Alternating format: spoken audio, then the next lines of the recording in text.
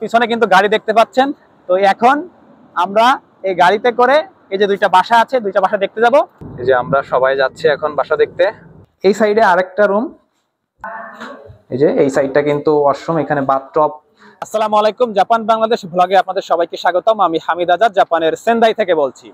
জাপানে কিভাবে বাসা ভাড়া নেবেন আজকের এই ভিডিওতে আমি দেখাবো, এবং জাপানে বাসা ভাড়া নিতে প্রথমে কত টাকা আপনাকে দিতে হবে বা বাসা ভাড়াটা কেমন হয়ে থাকে। পাশাপাশি আজকে কিন্তু আমি বাসা দেখতে যাচ্ছি। তো আমি আসছি কিন্তু ফুদোসানের একটা অফিসে।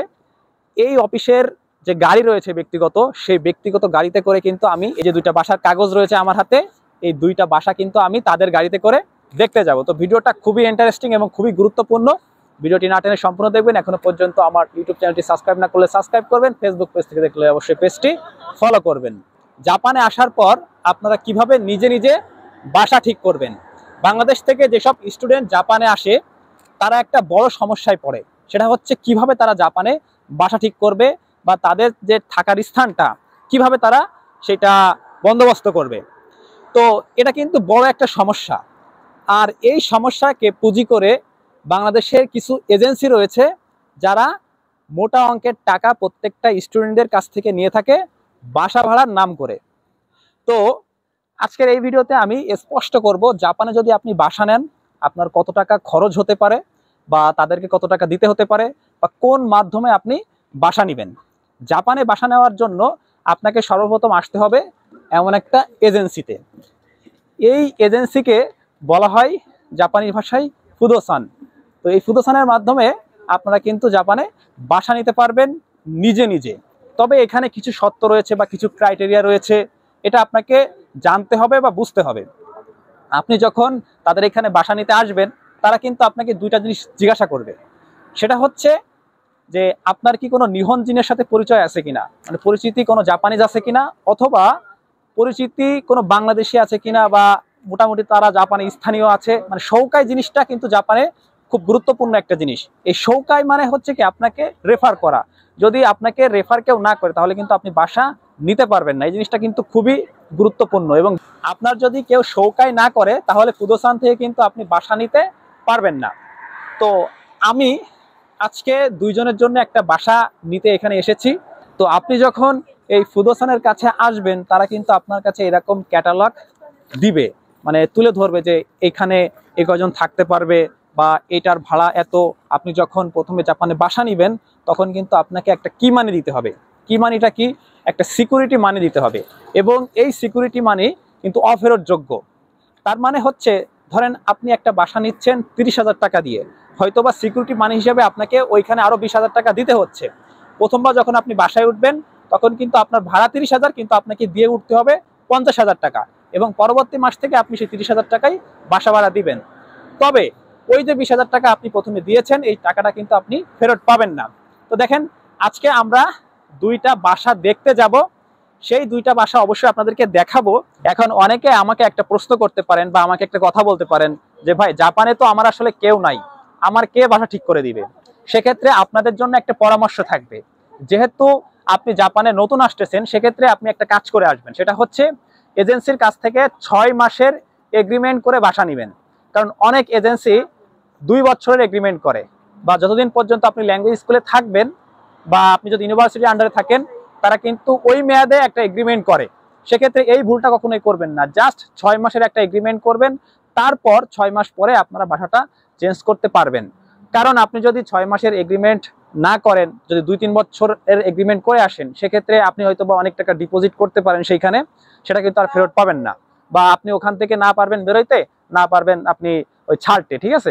তো যাই হোক আপনারা 6 মাসের এগ্রিমেন্ট করে আসবেন। তারপরে দেখবেন যে জাপানে যখন আপনি আসবেন তখন আপনি নিজেই বুঝতে পারবেন যে আপনি কিভাবে বাসা নেবেন। তো এই জিনিসটা আপনারা অবশ্যই মাথায় রাখবেন, কারণ জাপানে আসার পর পরে হয়তো বা বাসা পাইতে আপনার অনেক ঝামেলা হইতে পারে বা আপনার থাকার সমস্যা হইতে পারে। সেক্ষেত্রে আপনি যার মাধ্যমে বাসা ঠিক করেন না কেন 6 মাসের একটা এগ্রিমেন্ট করবেন। তো আমার পিছনে কিন্তু গাড়ি দেখতে পাচ্ছেন। তো এখন আমরা এই গাড়িতে করে এই যে দুইটা বাসা আছে দুইটা বাসা দেখতে যাব। তো চলেন আমাদের সাথে বাসাগুলো দেখা যাক। এই যে আমরা সবাই যাচ্ছি এখন বাসা দেখতে, যে আমাদের ড্রাইভার সাহেব। তো আমরা এখন বাসার ভিতরে ঢুকবো। আমাদের সাথে আছে গুলশানের কর্মী, ঠিক আছে। এখন আমরা উঠতেছি। বাসাটা হচ্ছে দোতলায়।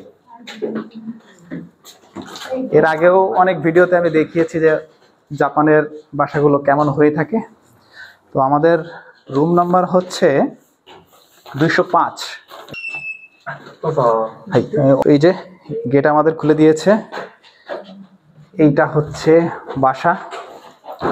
আস্তে আস্তে দেখাও। তো সর্বপ্রথম যে রুমটা আছে, রুমটা বলতে কি, এটা সম্ভবত কিচেন এবং একটা রুম। পিছনে যাও, পিছনে যে দেখাও, হাত দিও না, তাইলে কিন্তু বারবার ঝাপসা হয়ে আসবে। এটা হচ্ছে কিচেন এবং এটাও একটা রুম। এই যে সাইডে কিন্তু আলমারি দেওয়া আছে, এই যে আলমারি আছে।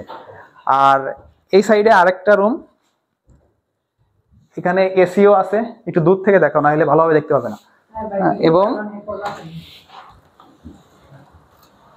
এবং এই সাইডে সম্ভবত জানলা এবং ব্যালকনি আছে। তো এটাই হচ্ছে রুম। রুমটা অনেক সুন্দর। এই রুমটার ভাড়া যদি আপনাদেরকে আমি একটু দেখাই তাহলে দেখতে পাবেন। সেটা হচ্ছে এই যে এটা টোটাল মিলে কিন্তু 40,000 টাকা ভাড়া। এই যে দেখেন ক্যাটালগ যেটা দেখাইছিলাম, যে দুইটা রুম সাথে যে কিচেন আছে, হ্যাঁ। আর এই রুমের টোটাল এখানে সম্ভবত এই রুমটা নিতে গেলে, এটা সেই কাগজটা আমার কাছে নাই, এই রুমটা যদি নিতে হয় তাহলে সম্ভবত 1 মাসের ভাড়া সহ 1,40,000 কি 43,000 টাকা মতো তারা আমাদেরকে বলছিল। তবে তাদের সাথে কথাবার্তা বলে হয়তোবা আর একটু আমরা কমিয়ে নিব, কারণ এর আগেও বাসা নিয়েছি, অনেকগুলো বাসা নিয়ে দিয়েছি অনেকের। তো আমরা কিন্তু যে কি মানিটা কমাই আর কি, এদের কাছ থেকে যদি একটু রিকোয়েস্ট করি তাহলে তারা কি মানিটা কমায়। বাসা তো দেখলেন। আর এই যে দরজার সাইডে কিন্তু এই ডান সাইডে কিন্তু এখানে ওয়াশরুম রয়েছে। তো ওয়াশরুমটা একটু দেখাও যে কেমন ওয়াশরুম। সোজা করে দেখাও, সোজা করে, হ্যাঁ এইভাবে দেখাও। এই যে এই সাইডটা কিন্তু ওয়াশরুম, এখানে বাথটব, তারপরে জাপানের সব জায়গায় আসলে কোমোড এবং এখানে কিন্তু ফ্লাশ রয়েছে, ঠিক আছে। জাপানের ম্যাক্সিমাম বাড়িতে আসলে ফ্লাশ পাওয়া যায় না, এটা কিন্তু খুবই মানে আমাদের জন্য একটা বিব্রতকর। তবে এই বাসাটার বাথটব থেকে শুরু করে সবকিছুই কিন্তু নতুন আমার কাছে মনে হচ্ছে। বাসাটার ভাড়াও মোটামুটি অনেকটাই কম। এর থেকে খারাপ বাসায় কিন্তু আমি দেখছি যে অন্যান্য স্কুলের শিক্ষার্থীরা কিন্তু থাকে, তাদের এইরকম বাসার থেকে যে ভাড়াটা আর কি আমি এখানে দেখলাম, তাদের ডাবল ভাড়া নাই তাদের কাছ থেকে। সুতরাং মানে কতটা হতাশাজনক এটা যখন আপনারা আসবেন তখন বুঝতে পারবেন। তো এই বাসাটা আমার কাছে অনেক সুন্দর লাগছে। তো চলেন দ্বিতীয় বাসাটা দেখা যাক। তো আমরা এখন দ্বিতীয় বাসায় চলে আসছি। তো চলেন দ্বিতীয় বাসাটা কেমন আপনাদেরকে ঘুরে ঘুরে দেখাই। চলে আসছি আমরা দ্বিতীয় বাসায়।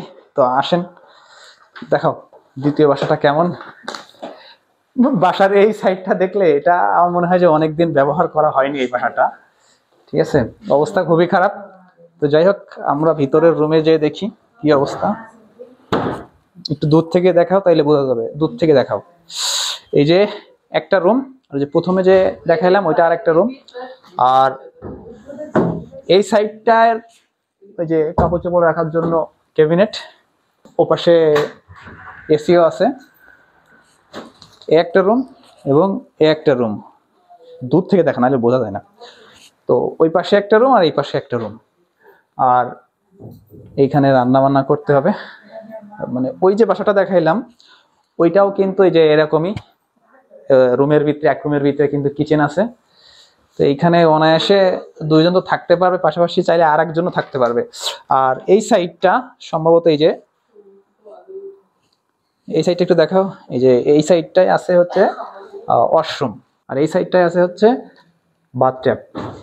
তো আমার মনে হয় মানে এই বাসার তুলনায় ওই বাসাটা একটু ভালো।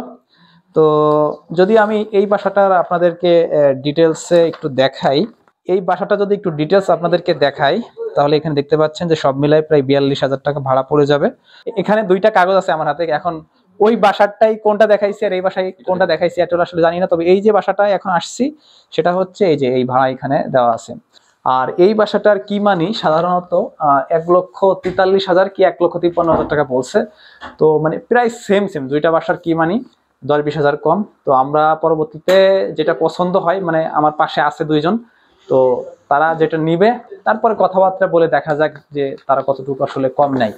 তো সর্বশেষ একটা কথা বলবো, প্রথমে যে কথাটা আমি আপনাদেরকে বলছিলাম, অবশ্যই 6 মাসের এগ্রিমেন্ট করে আসবেন, তারপরে জাপানে এসে নিজেরাই বাসা ঠিক করবেন। তাহলে আপনাদের জন্য অনেক উপকার হবে এবং অনেক টাকা সেভ হবে। আজকের ভিডিওটা এই পর্যন্ত। সবাই ভালো থাকবেন, সুস্থ থাকবেন। আল্লাহ হাফেজ।